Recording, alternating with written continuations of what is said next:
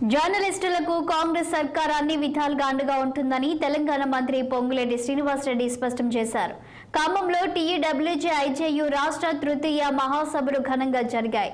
ఈ మహాసభలకు మంత్రి Ponguleti Srinivasa Reddy, media academy chairman Srinivasa Reddy హాజరయ్యారు. తెలంగాణ రాష్ట్ర సాధనలో జర్నలిస్టుల పాత్ర మరవలేనిదని పొంగులేటి వ్యాఖ్యానించారు. గత ప్రభుత్వ 10 ఏళ్ల పాలనలో జర్నలిస్టులకు చేసిందేమీ లేదన్న ఆయన హైదరాబాద్ జర్నలిస్టులకు కేటాయించిన ఇళ్ల స్థలాలను అతి త్వరలోనే అందజేస్తామన్నారు. అలాగే ఖమ్మం జిల్లా జర్నలిస్టుల ఇళ్ల స్థలాల సమస్యను త్వరలోనే పరిష్కరిస్తామని హామీ ఇచ్చారు పొంగులేటి.